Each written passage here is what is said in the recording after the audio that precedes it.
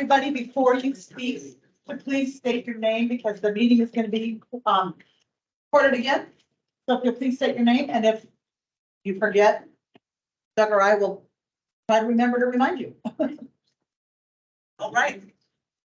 With that, we'll get started. Yeah. What? Yeah. Well, yeah. Let's do introductions. Well, we'll start. This is Doug Martin with the Natural Resource Damage Program. Christy Beal with the council. Mike Bathhausen with the council from Butte.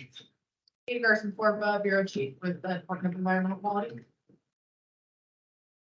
Dave Wire from Lake Forest Village. Brian Nelson with the council from Deer Lodge. Nick Ringstaff, UCFRB. Jody Upman, NRDP admin. We do have some folks online as well. If they could introduce themselves. Hi, can you hear me okay? Yes. Christy, hi, Bill Schenk with Department of Fish, Wildlife and Parks. Bill, thank you. Any others online? Sure. Hi, this is Mark Schaefer with Pioneer Technical. Good, Mark. Mike Brown with Pioneer Technical. Valerie Kurth with Department of Natural Resources and Conservation.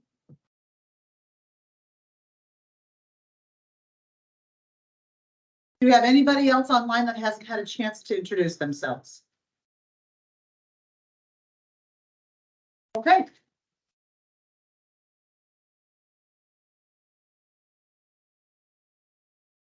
Well, thank you for coming. We do know there are a couple other council members that, at least one that's coming that's going to be a bit late. So we are today, the NRDP staff are going to talk about the revisions, the draft revisions and draft allocations to the 2023 aquatic and terrestrial restoration. So just as Christy noted, please remember that this meeting is being recorded since we do have people online as well. And once again, before you speak, if you please state your name prior to speaking, that would be helpful. A little note, the revisions are out for public comment as we speak. And this is not a public hearing. This is just a public informational meeting. So comments that are taken at this meeting, they will be recorded, but they will not be put into the record during the public comment.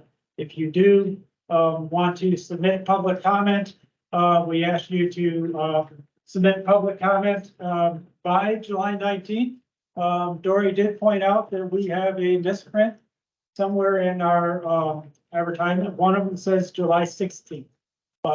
We will go with the later date of July 19th, and we will put something on our website to let folks know that. Make sure that's good. So thank you for pointing that out, Dory. The restoration plan, the revisions are on our website at the Montana Department of Justice website with NRDP. You can just Google NRDP and you should be able to get to our website. It's under the public comments section. A little bit of where we're going with this. Right now, we are in the public comment period.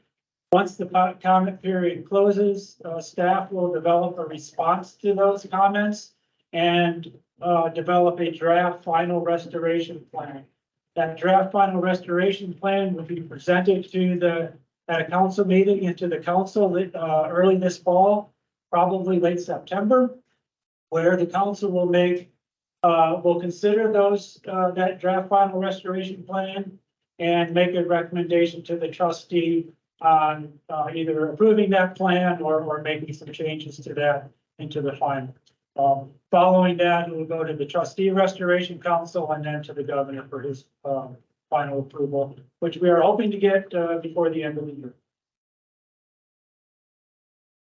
Today's agenda is one I think many of you have an agenda, but breaking it down a little bit more, we are going to go through each of the sections that we talk about in the restoration plan. And then Brian and Nathan will talk specifically about section 3, the aquatics, and I will talk about the other sections. But we will step through all the significant changes that we have proposed in each of these sections. Moving right into, section 1, 2, and I'm including 4 here. We don't have a lot of significant changes in sections 1 and 2 or 4. Most of the changes in these sections are administrative changes, or updates to the plan. So for instance, in section 1 and 2, if you look in there, there is some administrative change about, the process that we're going through right now. We noted that we solicited projects earlier in the year, and we're going through a public comment period now. So don't think we need to spend a lot of time on that. The same thing with section 4.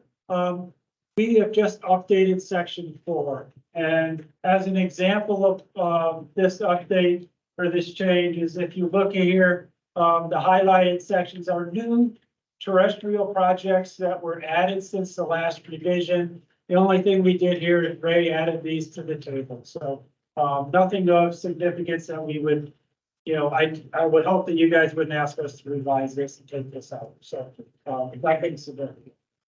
The one thing that I would like to talk about, well, actually, I'll ask if anybody has any questions on sections 1 or 2 or 4, any of those revisions that. If people have any questions on those at all, then we're out there. Also. So seeing no questions, I'll move on. I do want to remind everybody that when we start talking about the revisions to section 3 and section 5, we will let you know where we are proposing or how the funds are being allocated to different projects. And just a reminder of what we are allocating. There is about $4 million of it, we are allocating $4 million of the interest that is accrued in the aquatics and in the aquatics allocation. So the plan is allocating that. We are also looking at reallocating additional aquatic funds, about $1.3 million, $1.4 million. That has been allocated to a different priority, aquatic priority, but we're seeing that not being used. So we are proposing that be reallocated to other projects or other areas of the basin for better, so it actually gets used. In addition to that, we also have the streamside tailings operable unit access fund. So this is the money that DEQ did not utilize in the streamside tailings or Silverbow Creek cleanup. Those funds are supposed to come back to the restoration fund per the consent decree. Initially, those originally when that money got transferred to the restoration fund, they then got transferred to fund the parent tailings project in Butte. There is going to be some excess from that project, so those funds are now coming back, and they are coming back as streamside tailings operable unit funds. So we are allocating those as well.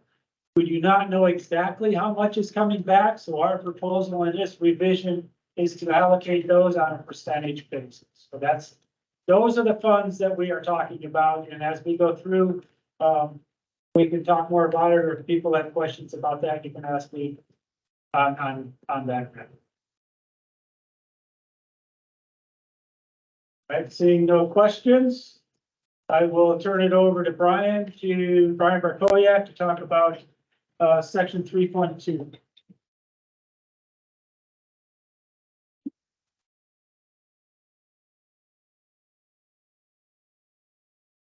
Hi, everybody. Again, I'm Brian, Natural Resource Damage Program. Probably one of the most significant revisions we did to the plan was to revise the flow development. We did this to try to make implement these projects more efficiently than we have in the past. So to start off, we'll talk about what hasn't changed. We haven't changed the priority areas. The highest priority is still the main Stem Clark Fork between Galen and Deer Lodge. Second highest in priority are priority 1 tributaries inside the injured area. Third in priority 2 stream areas outside the injured area. When this process was written, it was written mainly to buy water rights. We've come to find out that there's not really a lot of water rights that are available to buy or people are willing to sell.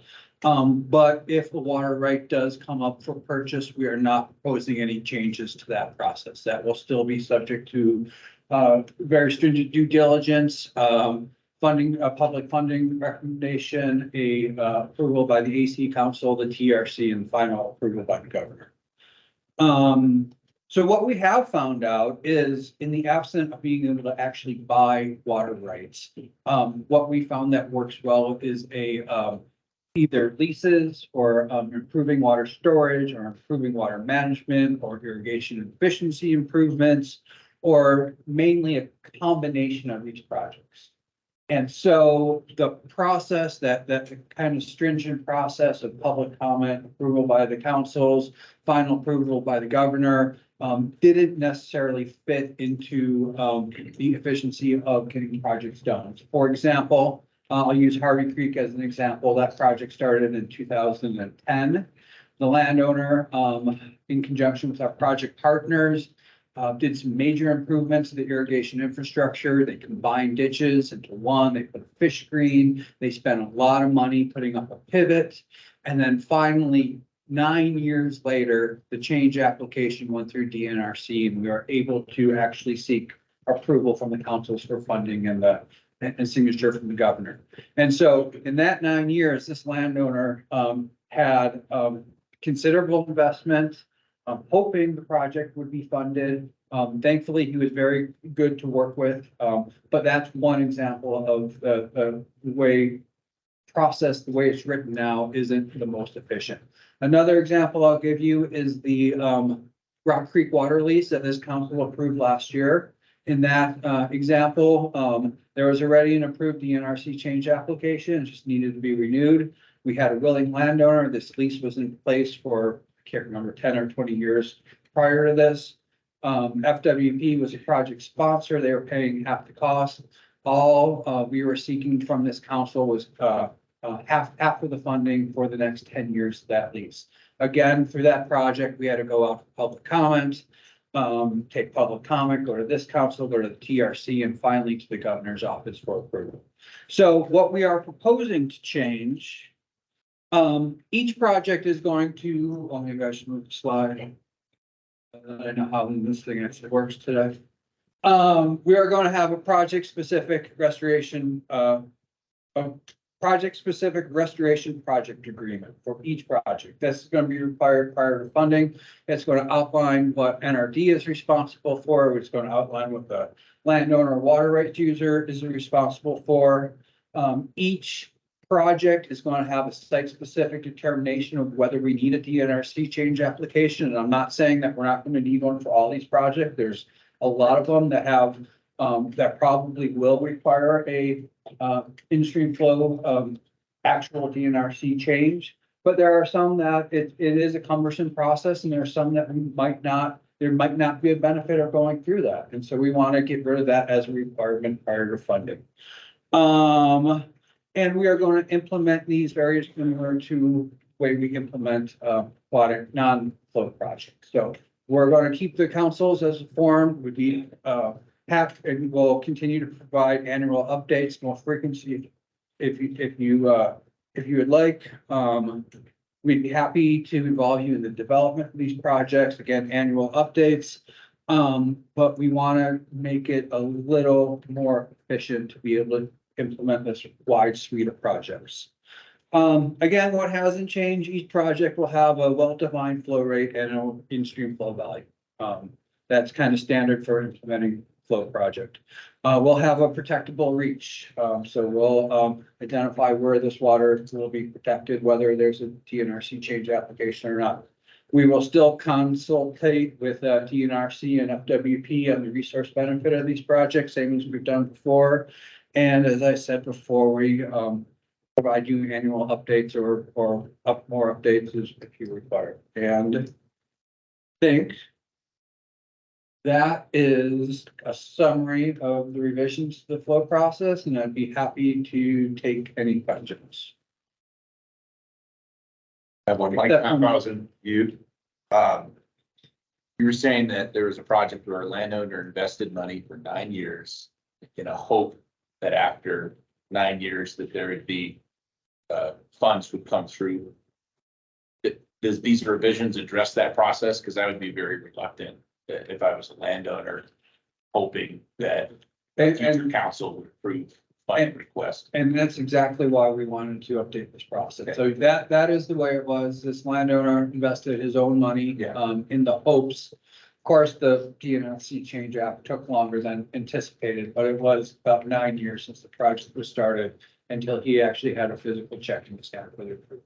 Okay, so the proposed approval or changes are gonna address the fact that there's a contract between the landowner and this council's approval that doesn't expire for a variety of years, 10 years, if they are seeking to do those projects over time. Yeah, so typically our irrigation improvement projects are about 20 years. That's kind of the standard lifespan of irrigation equipment. So most of our project agreements are 20 years, but one thing that we will require is a project specific agreement. So if you're the landowner, you will know what you have to do and you will know what we're responsible. So if we're paying you, that will be documented up front, and our payment will be in exchange for whatever you're doing with your water.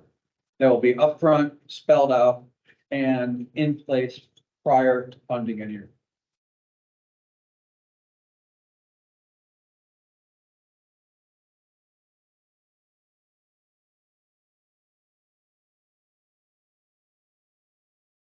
Anybody else? Okay. I'll move on. The other, proposed change is allocating about $750,000 to, main stem diversion projects. So these projects were actually included in the 2008 revision, but we didn't have a dedicated funding source to go along with it. So all this revision is doing is allocating funds to those projects. These are projects to improve fish passage, and associated recreation passage on main stem diversions. Again, this is just, those projects were identified in 2018. This is just allocating funds. We are requiring, for all these projects, seeking matching funds. And we have been working with our project partners, Clark Fork Coalition and TU. They've secured some funds, and I think I showed these pictures at the last meeting. For these types of projects, they've already brought in $250,000 for these types of projects. And then just to brighten up the presentation, some before and after pictures. So let me see if I get this right this time. The ones on the left are before, the ones on the right are after. So you can see the ones on the left, you can see how that could be a barrier both for fish passage and recreation. One on the right, same version, rebuilt, allowing better passage. Of course, it still provides irrigation water. Another picture, this is the Valentin ditch, and then broken circle pumps. This was just done by the Clark Fork Coalition this spring, before and after. Again, picture on the left is before, picture on the right is after. And I think with that, I will pause there for any questions.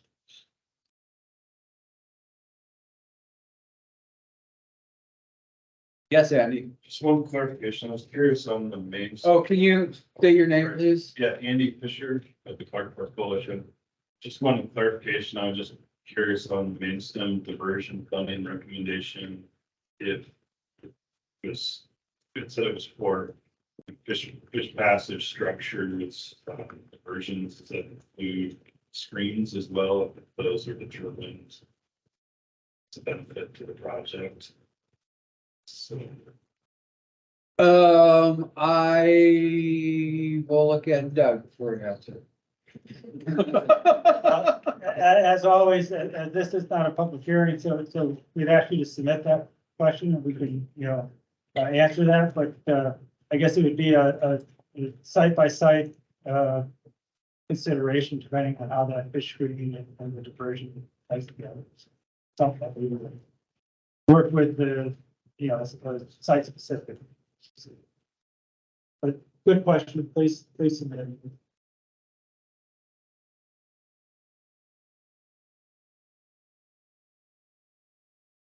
All right, I think with that, I think Nathan's up.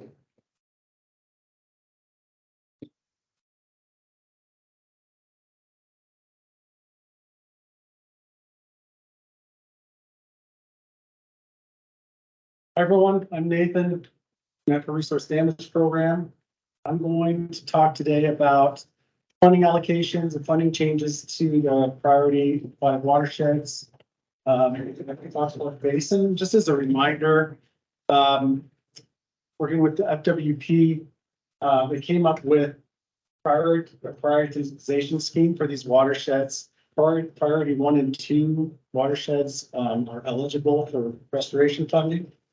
And so this is a list of the priority watersheds where we're proposing changes to funding allocations in this revision of the restoration plan. And some of these proposals are for an increase in funding, additional funding. And some of these are actually reducing the allocation from these different watersheds because projects have been completed there, all the priority projects have been completed, or there's just not available projects at this time. So for instance, the top of this list, Browns Gulch, we're proposing to add an additional $200,000. Silverwell Creek, we're talking about adding funds, and I'll go over the specific numbers and values on the next slide. Whereas Basin Creek, German Gulch, we're actually proposing to take funds out of those watersheds because all of the, at least in the case of German Gulch, priority projects are done. Basin Creek, there's not any current opportunities to do projects there. So I'll go over specifics of each one of these watersheds on the next slide, but wanted to throw these up on the map just to remind folks where these things are. I'm quite sure you can't read any of that because I can't read it from here, so I apologize for that. If you have any questions in terms of where these things are, making sure to go back to this map. So this is the funding table showing the different allocations for these different watersheds. And I'm going to focus on these 2 columns here. And so these are the changes that we're proposing in this revision. That first column, the 2023 allocation is related to allocation of the interest that Doug mentioned, that $4 million in interest that the funds have accumulated, as well as reallocation from different watersheds into other watersheds. And then that 2023 SSTOU, that's stream tailings funds that are coming out from the Barrett project. So there's basically 2 different sources of funds that we're allocating to this table, these different watersheds. I'll just start at the top with Silverwell Creek. Can you guys read that in the back? Really? They do. Everybody has that on your agenda. Yeah, there's a copy of it. At the top here, we have Silverwell Creek. Prior to this revision, there were not any restoration funds allocated to Silverwell Creek. Or no remaining funds in Silverwell Creek. As part of this revision, we're proposing taking $500,000 of that's returning streamside dollars and allocating it to develop and implement restoration projects in Silverwell. Cottonwood Creek, we're proposing to add $500,000 of interest and reallocated funds to pursue a bunch of priority projects on Cottonwood. Skip on down to Browns Gulch. We're proposing to add $200,000 of those stream side dollars to Browns Gulch. So the sort of structure we propose for those stream side dollars is that the first, but again, we don't know exactly how much those funds will be coming back. But we propose to take the first $500,000 and allocate that to Silverwell Creek, and then allocate the rest to Browns Gulch and Warm Springs Creek based on a percentage basis. So Browns Gulch would get $200,000 of the stream side funds. Next one down on the list is Flint Creek. Proposal is to add $500,000 of interest in reallocated funds to Flint Creek to work on priority projects identified by FWP and Charlie Limited. Next one down, when there's a change in the 2023 revision is the Little Black River. And so Little Blackfoot River, you can see that number, that $500,000 value is parentheses. That means we're proposing to take $500,000 out of the allocation for Little Blackfoot, and allocate it elsewhere. Not currently a lot of opportunities to do high priority projects in that watershed, so we propose to move those funds elsewhere in the basin. Next one down is German Gulch. Similarly, proposing to take the remaining, basically the remaining $100,000 out of German Gulch, reallocate it throughout the basin. Currently, all the projects have been completed in German Gulch, so those are really just kind of the remainder of that watershed. Warm Springs Creek, proposal is to add a total of $200,000. $100,000 would be coming from that interest in reallocated funds, and then another $100,000 from the stream side application to pursue the priority projects there.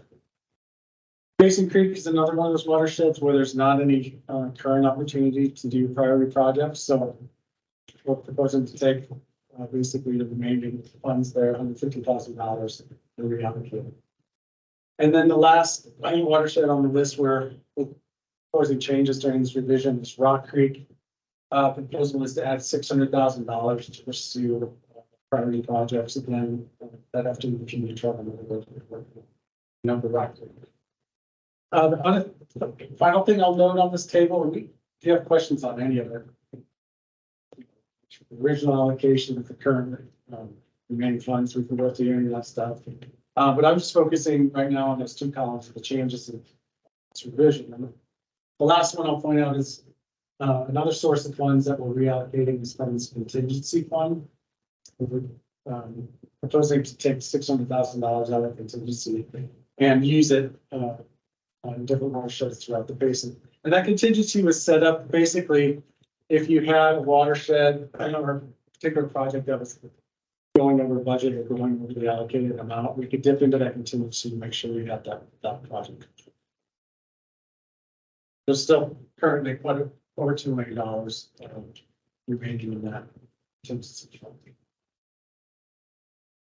I'm going to move on and talk about Nathan, sorry. I have one question. Talk about Silverboat Creek. Where are you talking starting Silverboat Creek? Could you state your name? Sorry. I'm sorry, Mick Ringstock, Silverboat. Where are you, for purposes of construction, what are you considering the headwaters of Silverboat Creek?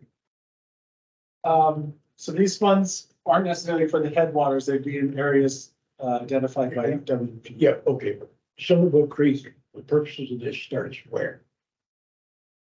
Starts in Butte and, ends at. By law, it starts at Texas Avenue. In Butte. I guess There are no projects on Texas Avenue that come to reflect. And that's why I'm asking, are you considering that area Silverboat Creek? I take that. Yeah, so this is Doug Martin. So specifically, these funds, as we are allocating them, would be for basically the SST, the Silverboat Creek remediated area from the I-90 bridge west of Butte to the Warm Springs Ponds. It would be for that area.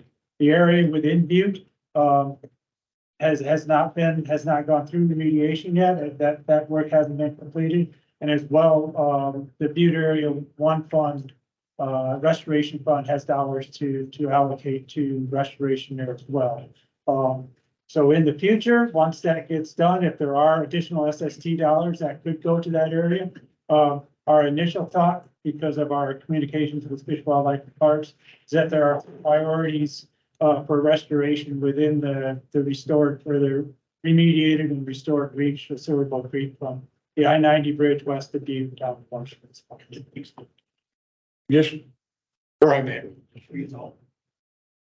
In 1998, this committee was formed. First meeting where the actions are took, said there'd be no money spent in Area One till a consent decree. Consent decree was signed 2 years ago. So there was no money spent between 1998 and 2021 in that area. But there was a lawsuit from the state to define Silverboat Creek as starting Texas Avenue. And right now, we're in a big hubbub, as you know, in view of what's gonna happen in Circuit Boat Creek and Texas Avenue.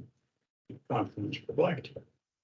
And there are several projects in line, and they have remediation now. It's still in negotiation with consent decree, it's still in secret meeting. I think some of that money, they're talking with the selected watersheds, ought to be conserved for use that stretch as it's being remediated after roughly years of nothing happening in that area with this money. Because of that original committee. Your comment is noted, Nick, but one of the other things that the process plan for this document, this aquatic and terrestrial plan, does state that because of the settlement, the restoration settlement in Butte itself, there are funds allocated for stream restoration within Butte. So these funds, you know, should stay outside where there are others. What's that? The BAO fund. There are stream restoration dollars within the Butte Area 1 restoration. About the BNRC, Yes. and out of that $30 million, roughly, they got 10 million went to the Terry Tailings. 10 million came out of that.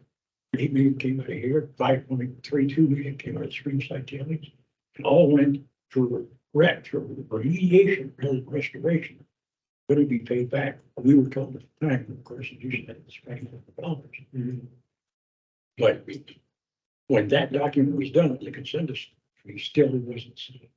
That's correct. And I think that that's huge. Finally having signed a consent decree, that then opens up this entire stretch from the Blacktail through Texas Avenue for these funds. And that's my interpretation. All right. You know, I understand all the stuff done, it's all wonderful, but we got a chunk of the river where it all starts. It's been neglected for 30 years.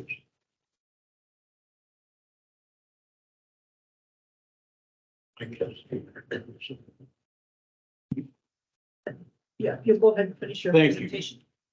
I wasn't sure where we were talking. Sure. I'm gonna move on a little bit and talk about allocations to the main stem Clarksville River, and Brian already mentioned allocations going to the main stem diversions and passage work. So in the column here, again, I hope you can see it. That's at $750,000 for main stem diversions passage work. In addition to that, we're proposing to add $1 million or allocate $1 million towards aquatic monitoring to investigate issues related to the low trout numbers in the upper part of the upper part of the river. So for deer watching warm streams. That's an issue I hope all of you are familiar with. We talked about it, or we talked about how fish numbers are currently at historic lows in the upper part of the river, and we don't really know why. So we're proposing to allocate these funds to assist FWP affecting our other partners to look into that issue. And so, you know, what are we going to spend that $1 million on? Well, we're still working that out. We're still meeting regularly with FWP, but certainly some of those funds would go towards supporting FWP directly to do additional data collection about population. FWP has talked about doing some tagging studies, following fish around, trying to figure out when and where they're dying as sort of a first step to figuring out how they're dying, why they're dying, and what we can do about it. And potentially we do fish health studies or habitat assessments. And then while FWP is out there, you know, digging into the fish population itself, we would also want to get some complementary data collection on, for instance, water quality.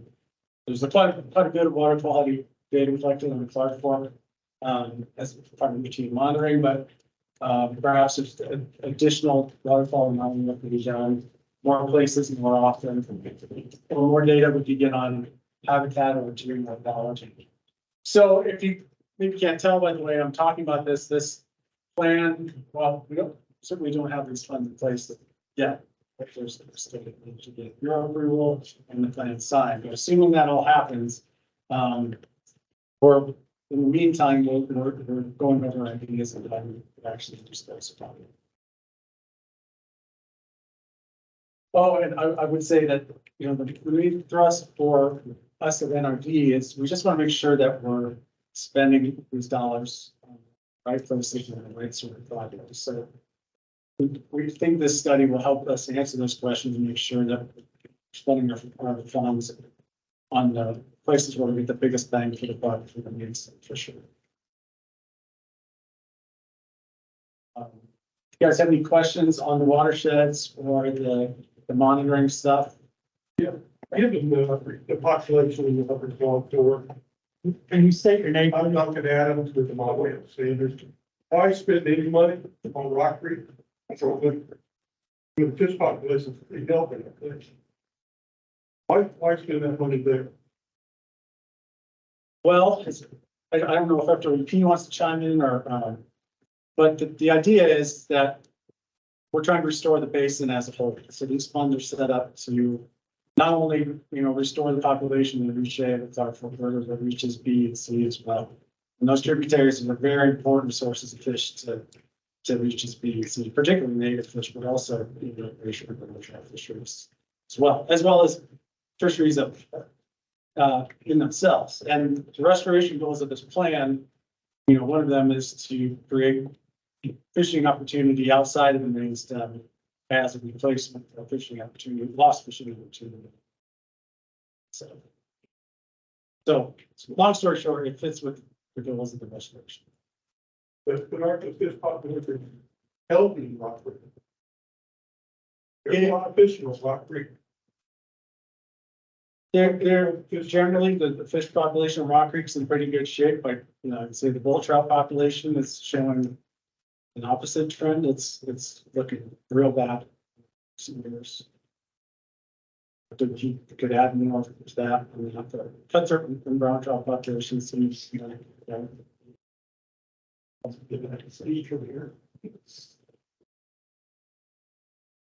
yeah, this is Jeff Southwood, Fish Wildlife and Foundation. This is part of the engineering data. So one, there's declining fish population in the both places, and I think we can address one.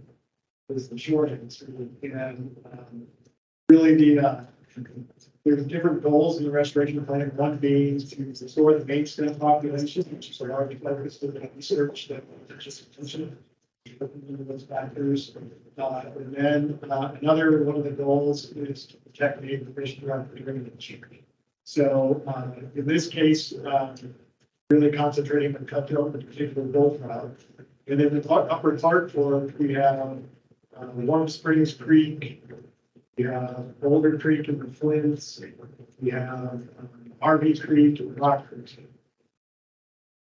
So the bull trout and Rock Creek are important factor in fish.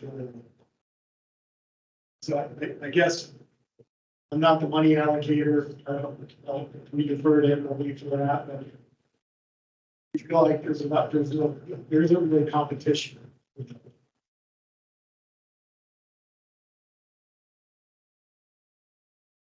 I think bull trout and fish. No, Can you please state your name? I did.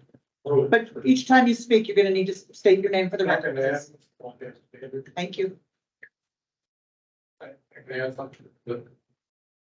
I'm from Casey Hacker, we see that the difference between Plant Creek and Rock Creek has, over the period of record, had the lowest fish densities in the entire. So that's part of the purpose of the emergency action. Habitats and what we're just trying to get more fish in that region. Same approach is being taken up. Which is another piece of that problem. This is Christy Beal, Council Chair. I have comments from Steve Hill, Council Member Steve Hill, who could not be here today. His comment with regard to this portion of the presentation is that Warm Spring Creek is a priority 1 stream area. And the channel has been altered significantly in the lower sections. Without this being corrected, it will continue to erode and transport sediment to the main stem. Flint Creek and Rock Creek, on the other hand, are priority 2 stream areas. I hope funding is adequate to correct the stream channel of Warm Springs Creek before moving on to priority 2 stream areas. That's Council Member Steve Hill's comment.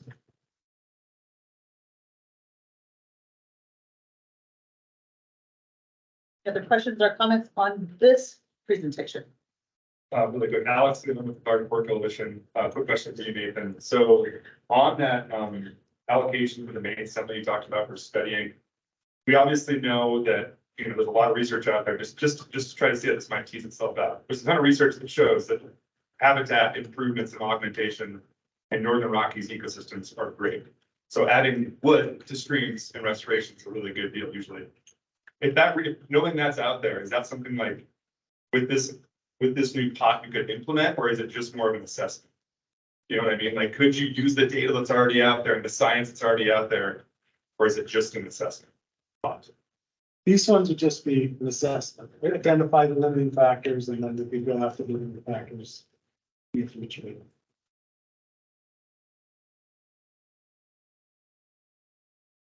Andy Fisher of the Clarksville Coalition, just as a follow-up, I was just curious, is there reason there are any funds specifically allocated towards these habitat improvements? And I understand the diversions project addresses certain types of habitat limitations, but other types of habitat improvements on the main stem, I guess is there a reason there aren't funds directed towards some of those other types of habitat improvements on the main stem?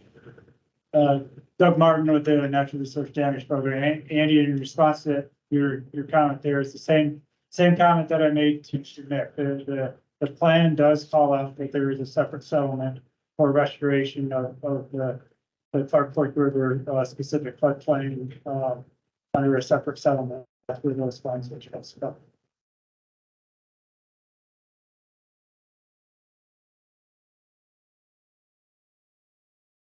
Any other comments, questions? I think Rick is up next.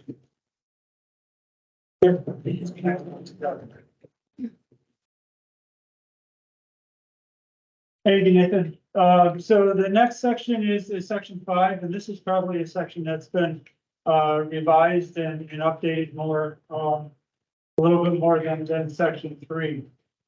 Section 5 was originally in 2012 and through the drastic revisions, just the recreational section or recreation, or we talked about recreation projects. With the addition of the CWIP or the Clark Fork Watershed Education Program project to this restoration plan, now we added that to section 5. So I will talk about the revisions that we are proposing in this section. In the recreation side, there's the Silverbook Creek Greenway, the Milltown State Park, the multi-county recreational corridor, and then the education program added. So the Silverbook Creek Greenway in 2023, we did receive a proposal. And we used the revised proposal that the Greenway Service District did submit, including in the revision here.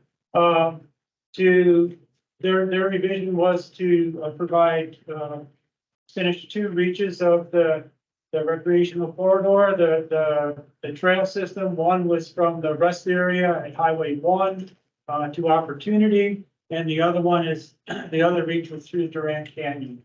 Our proposal is to provide $2.5 million to this project. $500,000 would come from the aquatic interest, and then up to $2 million would come from the parent reimbursement. After the first $500,000 would go to Silverbook Creek. This first $500,000 would also take over many of the ecological components that the Greenway Service District was previously funded to complete. So that money that was allocated the $600,000 in the second dashed line. The Greenway Service District had about $600,000 remaining in their original account.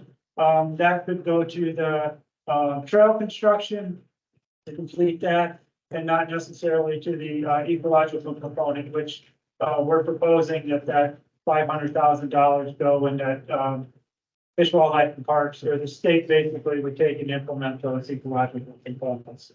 On all recreation projects, we are requiring that there be a 25% match to those funds, as well as a requirement that there be a commitment for long-term operation and maintenance of this infrastructure that is being constructed. At the Milltown State Park, in 2023, we're proposing to, the proposal by Fish, Wildlife and Parks is to move the overlook, which is in the picture here, back about 75 feet from the bluff area that is collapsing, as well as close off the railroad tunnel that goes below that bluff. They requested about $400,000. Our proposal is to allocate $225,000 to that project for the relocation of the bluff area and closure of the tunnel.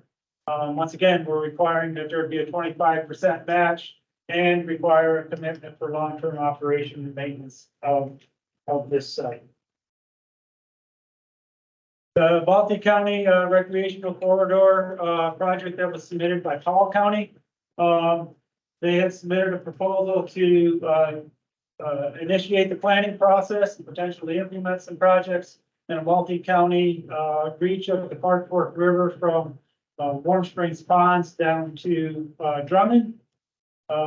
We are proposing to provide approximately $210,000 from the aquatics to implement this project. Once again, a 25% match and a commitment for long-term operation and maintenance of the construction. For the Clark Fork Watershed Education Program, in 2023, we're proposing to allocate $1 million to the CWIP program to continue its education program for a minimum of 2 years, which we're suspecting is going out to the 25-26 school years. Basically, we have proposed in the revision that the CWIP program, they would follow the requirements that are currently under their current contract would continue. A requirement for a 50% match, and that the budget be considered by the advisory council and the natural resource damage program, and that the trustee restoration council would approve this budget on even numbered years moving forward. So that's the proposal for the Clark Fork Watershed Education. This in this table, this is 6.1. You guys all do have a copy of it. If you didn't, I know there's additional copies on that back table if you want to look at it. We have cut out the recreational section here. And just going to looking at the Greenway Service District, the $500,000 would come from the aquatic fund, 200 and up to $2 million from the parent, the CWIP, and Powell County Trails would be funded through the aquatics, $1 million for the Clark Fork Watershed Education Program, and $200,000 for the Powell County. I will note that in our allocation of funding here, one of the reasons some watersheds and some projects are being allocated from the SST is there's a limitation on where those SST funds can be allocated to. So for instance, at this table here, the Park Fork Watershed Education Program operates from Butte to Milltown. Outside of where those SST dollars can be used. Those SST dollars have to be used from Cottonwood Creek to the headwaters of the Clark Fork River, which is upstream of Butte. Since the CWIP program goes to the other side of Cottonwood Creek, we do not feel that those dollars at least the SST dollars can go there. Same thing with the Powell County Trail. So that's how we have divvied up some of those allocations. Browns Gulch, Warren Springs Creek fall within the area where the SST dollars can be allocated to. Flint Creek and Rock Creek do not. For a little further discussion of how we came up with some of those allocations, that's how we were trying to balance the funding that was available to the project request that we had. Section 6 is the implementation section of this. Section 6 is the implementation section of the restoration plan. And we did have some updates to this and some additions. The matching fund requirements that we have put out, that we have talked about. We do have matching fund requirement for the priority projects, the priority aquatic and terrestrial projects. We, in this instance, we are asking our partners and the program itself to seek additional matching funds on all of these projects. We know there's not enough funding to go around, so we are asking to seek matching funds. On the recreational projects, we are requiring that there be a 25% match to those projects. And for maintenance of those recreation projects, we are requiring that the project sponsors, make a commitment to maintain these into the future. And provide, the non-restoration funds to maintain those. We have not gotten real specific on what that actually means in this plan. That may be something that we have to flush out. The last revision that we're proposing is that this plan be updated in another 4 years. That seems to be the cycle that we have fallen into every 4 years, that we would seek to revise this plan and allocate any interest or other funds that could be reallocated at that time. I will note, though, this is what we are proposing to do a revision. And I know Mick brought this up at the last time we did a revision. It doesn't mean that this plan cannot be amended if there is something that occurs between now and that 4 years. If something comes up where an amendment needs to be done, we can do amendments. We have done it several times to the Butte Area 1 restoration plan. And I want to say, and we actually did an amendment to the final process plan a couple of years ago. In 2020, when we allocated additional funding to the Clark Fork Watershed Education Program. So amendments during this 4-year process are still possible. We would propose that we would revise the plan administratively and reallocate funds for another 4 years. So that's how we came up with the 4 years. Are there any questions on this thing? To be a council chair, my comment would be that we try to firm up our recommendation that those being funded find sources outside the fund for maintenance of recreational projects. I would like to see that firmed up. And then still Christy Beal, speaking on behalf of Council Member Steve Hill. His comment is moving the facilities at Milltown State Park should be the responsibility of Fish, Wildlife and Parks. It seems the revenue generated from the park use is adequate to provide maintenance and most certainly operations of the park. Councilmember Steve Hill's comment. Are there any other questions in council on this section? Like Pat, I was indeed, I'll second Steve. I think that this is a restoration fund, not a redo fund. And that there should be other areas that are exhausted first, such as the design engineer, and any other possible places first before our fund is requested to be allocated. Christy Beal, I agree with both Steve and Mike. And you're talking about Milltown. Milltown.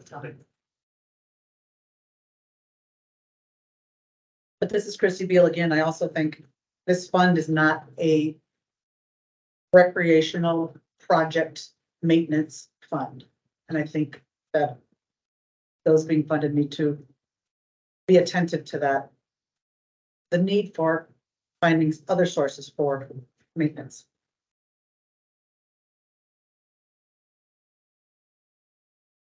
And I asked the council specifically because I know there's going to be some comments from the public. So if comments from the public, remember to please state your name prior to your comments. Go ahead, Dory. Good afternoon. My name is Dory Stupert. I'm the project manager of the Silver Creek Greenway. I have stood before the Advisory and Trustee Restoration Council dozens of times to provide comments on updated restoration plans and funding recommendations. However, this is the first time I have objections to the draft plan revisions. It's not that previous grant requests have been passed without serious deliberation, debate, and compromise. The Greenway Service District and the Natural Resource Damage Program have worked closely together to create an impactful project that protects the significant investment in remedy and restoration and aligns with the goals of the Natural Resource Damage Program. Our proposed funding request for this cycle is indeed a compromise. Your staff requested we consider our proposal and submit a 2 to 3 year work plan, and we delivered. I respectfully request that the draft restoration plan be revised to reflect that the Greenway is a special project as it was defined and treated in section 7 of the 2012 plan. It also requested that plan be revised to grant the full request of $3.5 million. Why, you may ask? This revision has incorrectly categorized the Greenway, Silverboat Creek Greenway as solely a recreation project. It is not. The Silverboat Creek Greenway was approved as a special project by the trustee in 2012 and has always included ecological and access elements. It continues to be the Silverboat Creek Greenway has consistently been the highest ranked project based on restoration plan criteria and awarded funds for its completion from the trustee in 2012 for its completion. Completing the Greenway is integral to the protection and management of the remediated and restored corridor and is essential to meet record of decision requirements. The additional information we will provide in written comments will detail the documented history of the Silverboat Creek Greenway's designation as a special project, the impacts of delays of the remedy implementation, which included our joint efforts, our partner efforts with the NRD to properly integrate remedy and restoration. And finally, just the sheer length of time that it's taken for land access and acquisition that has considerably used the buying power of our original funds. Thank you.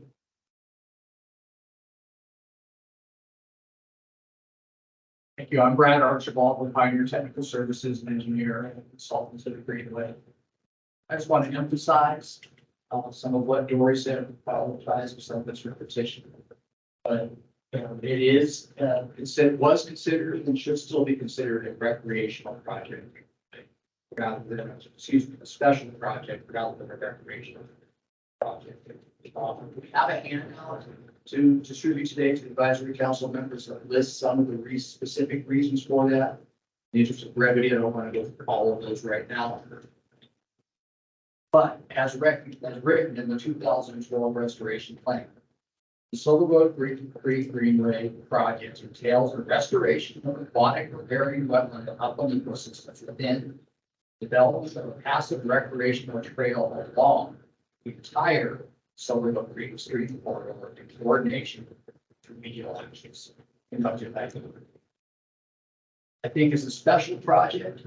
Perhaps it's the most important thing, the most important thing the Greenway accomplishes is protecting the investment we made in remediation and restoration, preventing the inappropriate development or use of that remediated and restored land.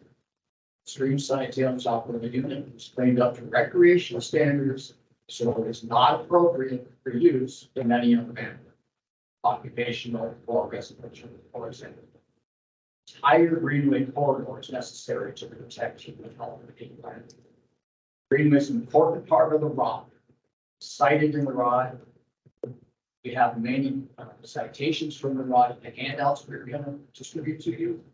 But it includes this, which is from the very first remedial action objective identified in the street side tailings operating property. Quote, prevent human exposure to tailings and active soils, residential or occupational activity within the SST area.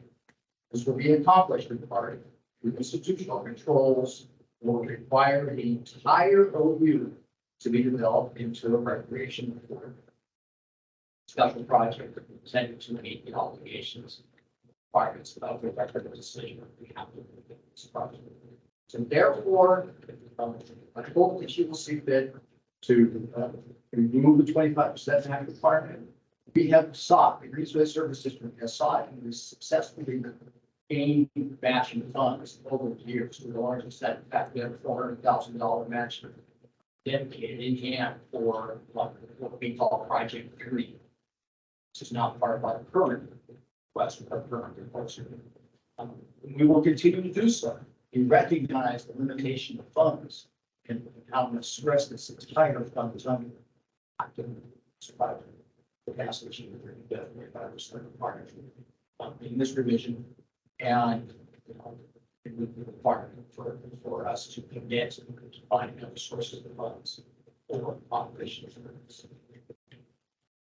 Thank you for that. Yeah, and I will note that, once again, this is not a public hearing, so if you guys can please submit those comments. By the we do intend to submit all what we're saying today in written comments. Thank you. Hi, I'm Joel Gerhardt, and I'm from Helena, Montana. I'm an engineer who's been worked on as a technical advisor to the counties, leading up to the streamside tailings ROD, back before the ROD was written. And later as consultant to the Greenway Service District and to DEQ on the streamside tailings design from the beginning, as soon as it was settled, beginning in 1998. A couple of decades of experience, 3 decades of experience working in the project. As you are all aware, the authority Brad noted, the Greenway is a special project. It has been working with DEQ and the NRD for over 2 decades to integrate restoration with rainmaker. This has been a very strong and a very successful partnership for the years. It has resulted in a highly successful remediation project. It's not perfect. It could use some more work in areas, but we're very thankful for this partnership and we really appreciate the time and effort that the NRD program staff has put into this. Back before the ROD and settlement agreement, when then began working on some of the division between remedy and restoration was not clear. And yet at the same time, there was a clear need to distinguish between remedy and restoration on the project. The National Contingency Plan, which establishes Superfund, requires that the remedy and restoration be coordinated to the maximum extent possible. And that's a really important thing here. So at that time, the NRD program was just being established and DEQ was taking over the remedial design project. And in the pilot year grant cycle, 1999 and 2000, the Greenway saw and proposed a way to coordinate remedy and restoration to a single project with speed recovery towards baseline to create the Greenway recreation corridor needed to protect the remedy. The early grants included additional vegetation, organic matter, channel design improvements, additional streamlining, additional teams removal, additional wetlands areas, expansion of floodplain, land acquisitions, and access features. The funds were used to design and complete the improvements directly in remedial design and construction plans. As the project progressed, the partnership between the GSD, the NRDB, and DEQ grew, and the integration of restoration and remedy became seamless. The trustee recognized the importance, significance, and benefits of the Greenway and set aside funding for the entire Greenway project, including the access features in 2012 restoration plan. That set aside was in fixed dollars and did not include removal of interest on the set aside amount. At the time of the set aside, DEQ planned to complete land transfers and remedial action in the next few years generally by about 2016. As the coordination and integration focused first on improvements to remedial actions, most of the ecological improvements were constructed with the remedy, and that was the first expenditures for the project. A few access features were completed where feasible, bridges, tunnels to relocate the stream channel to expand the floodplain, things like that, that the Greenway completed to benefit the remedy. But by and large, most of the access features were delayed until after remedy could be completed. And then the landscape recovered to the point where the access features could be constructed safely. Subsequently, DEQ determined that additional cleanup was warranted and the RA schedule was extended. DEQ is currently planning for the last few phases of the mop-up activities, so the RA is still not done. The Greenway could not construct those access features until after DEQ completed the RA. And because of delays, the funds been set aside don't buy as much now as they did when they were set aside 10 years ago, more than 10 years ago. So money doesn't go as far. There's nothing new in the current Greenway Plus. In fact, the Greenway has listened to the NRDP and reduced the design level to reduce costs and save money. The Greenway is asking for enough funding to offset the loss of that buying power due to inflation to construct the originally approved project. The request for additional funding for the remaining access features should not be segregated from the combined scope and accomplishments of the total project. It's all part of the same project. Thank you. It's a special project. It's all one thing. Thank you for considering the comments. We hope they will see that to continue the commitment to this great project. It's been a great partnership with Greenway, the NRP program, and DEQ. So we hope you will maintain your commitment to build the project as it was originally conceived, designed, and protect this resource that has been restored. Thank you very much.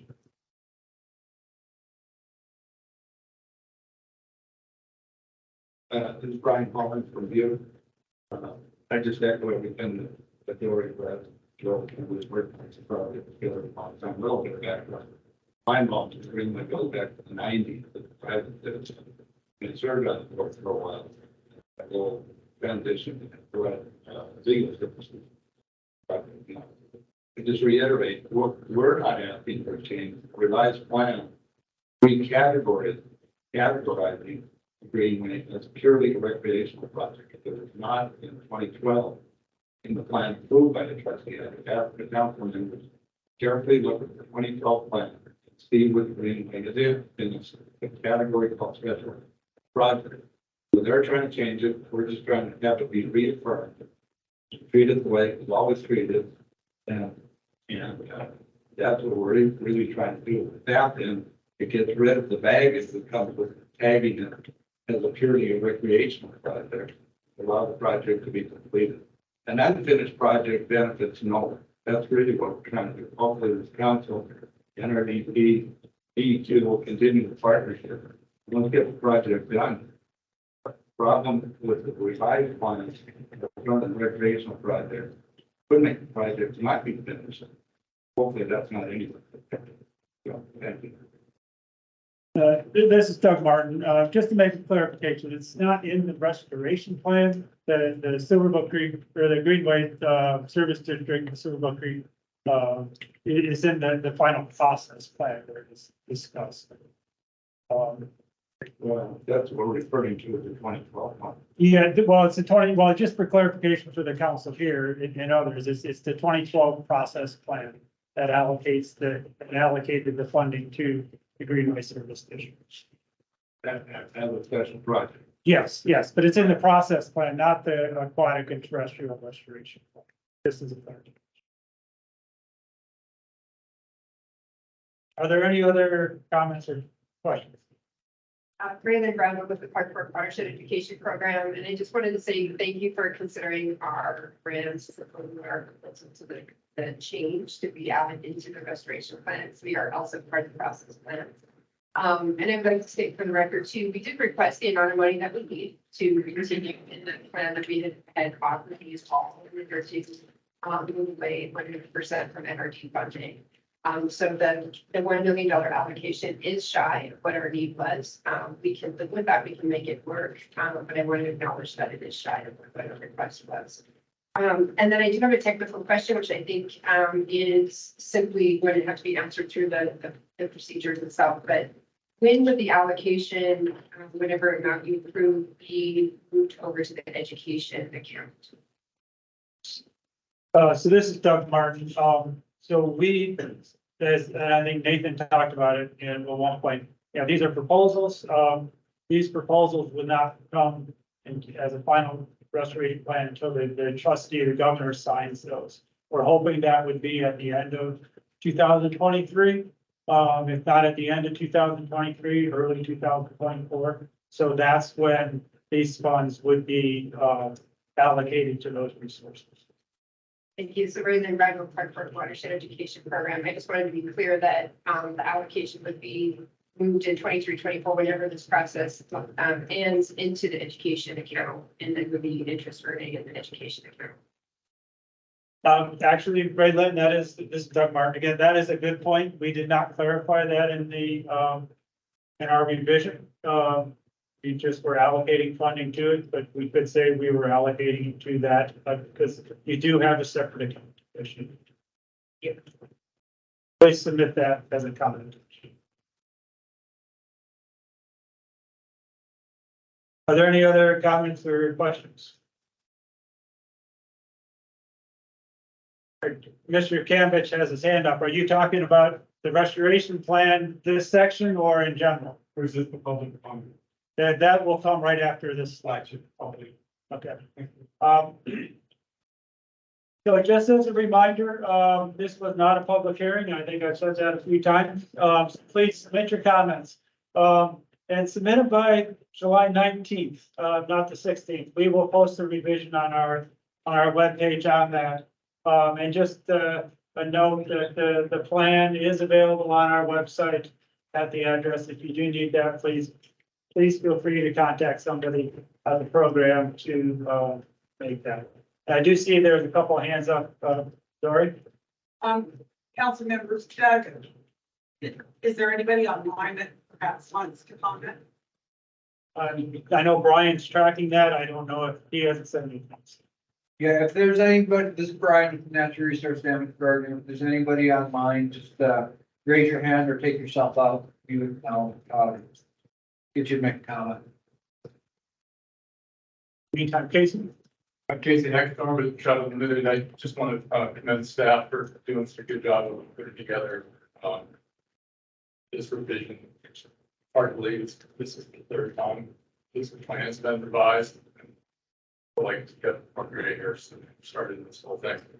But a lot's been learned along the way from a lot of project work and a lot of good research and assessment out there, and they've done a good job trying to balance the needs across the watershed to meet the goals of the restoration fund.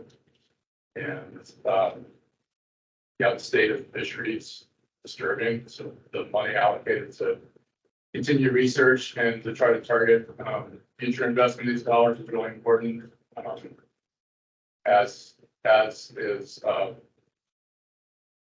work across the watershed to ensure that by the time this thing's done, sure. So thank you. I'll submit my comments.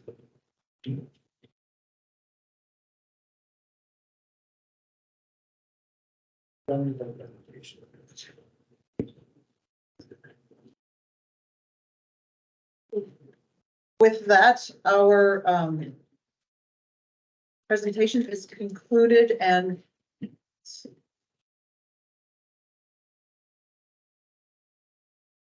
There's other public, we take other public. we are, does anybody need a break? I guess we're a little bit ahead of schedule. So we're about ready to take public comment, but we're a tiny bit ahead of schedule. If we need a break, we can take a quick break now. 5 minutes. Okay, we have a request for a 5-minute break. We'll take a 5-minute break. Yeah. Shit bags, I gotta be home.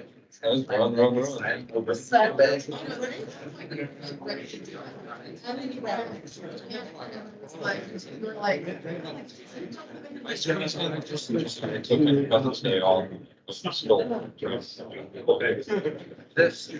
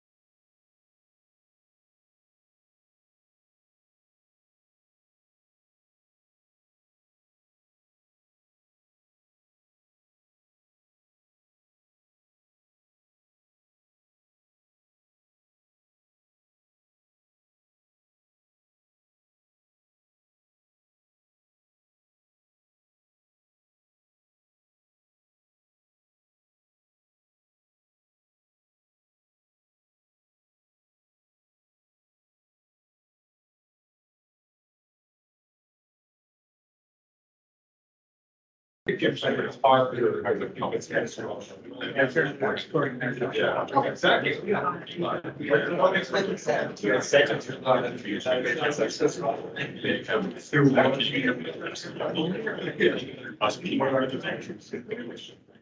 All right, we'll get started. Electronic section.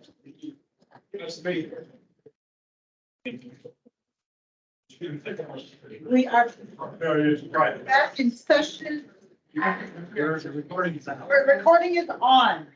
And at this point in time, we're opening up for public comment. If I could please remind you, please state your name before you speak for the recording. Thank you.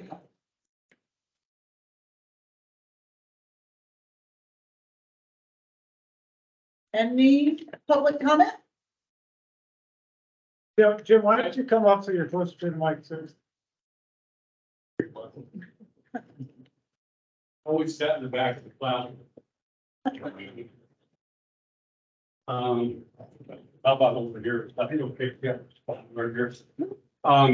Yes, for the record, my, Ms. Chairman, members of the board, a pleasure to be here with you. My name is Jim Campbell. I'm at 2835 Lake Boulevard, Butte, Montana. I was fortunate enough to serve for 12 years in this capacity that you're presently in, from 2009 to 2021, or I guess December 31st, 2020. I'm coming here both as Chief of Staff of Butte Silver Bowl, as well as a citizen here in Butte Silver Bowl in Southwest Montana.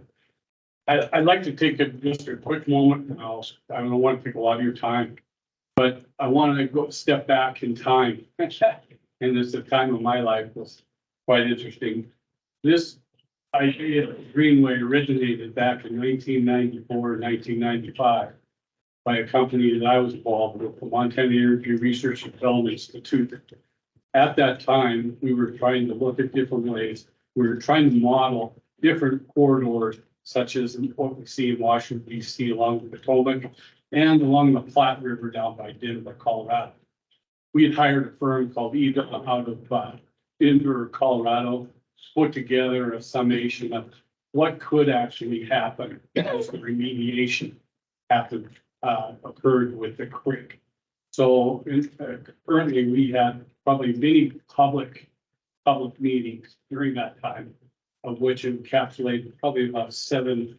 We engaged about 750 people in Butte on different public hearings, saying what could this look like in the years to come, especially with having Water's Way and some a nice creek.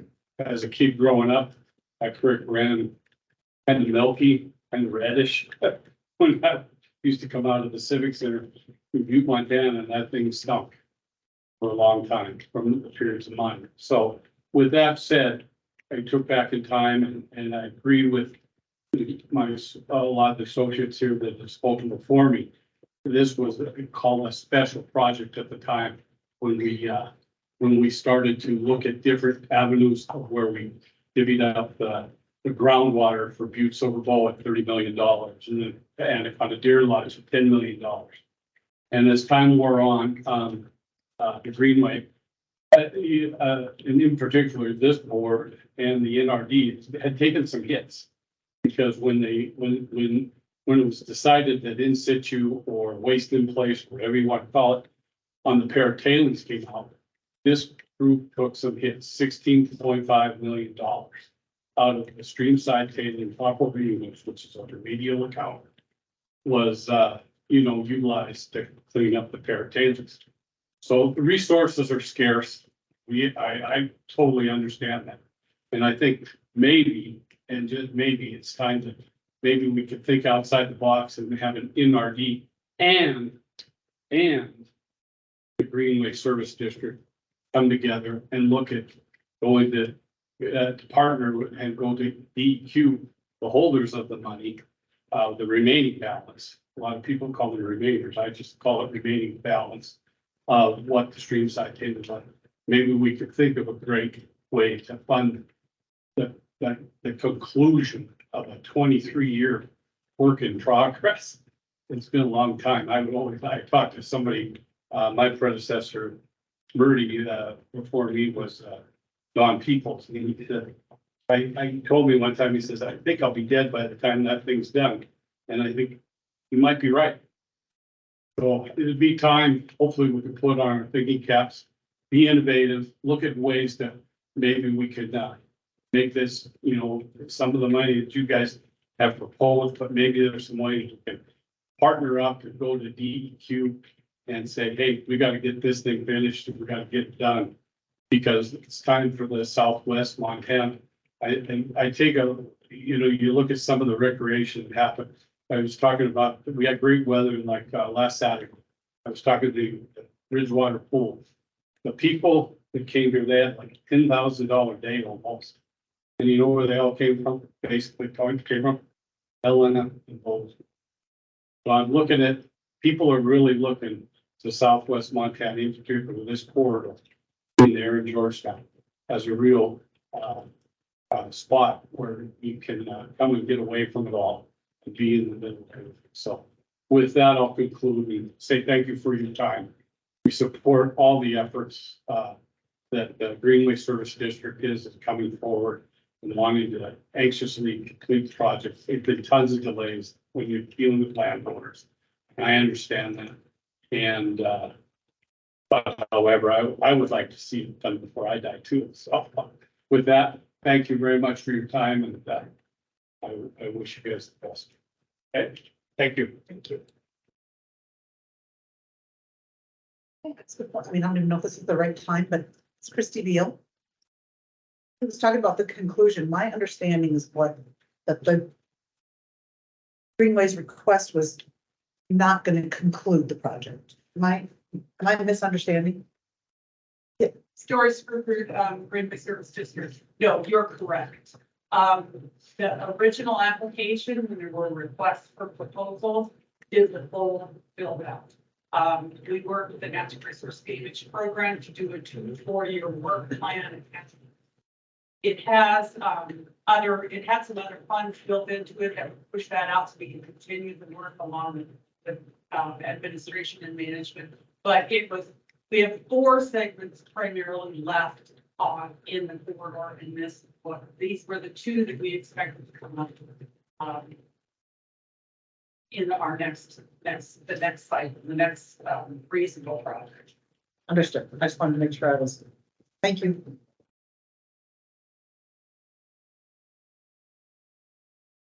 Is there any other public comment?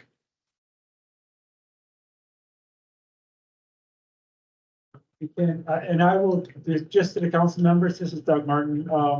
Somebody did ask when the next meetings will be. We are hoping for a meeting mid to late September.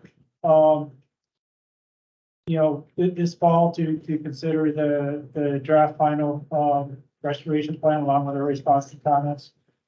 Has been your request, we'll try to get that out a couple weeks before the meeting.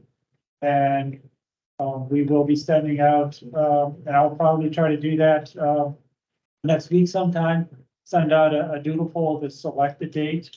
So that, the council members can be sure to get it on their calendars and good date. That's all I have. Okay. With that, we will conclude the meeting. Thanks everyone for being here. Yeah.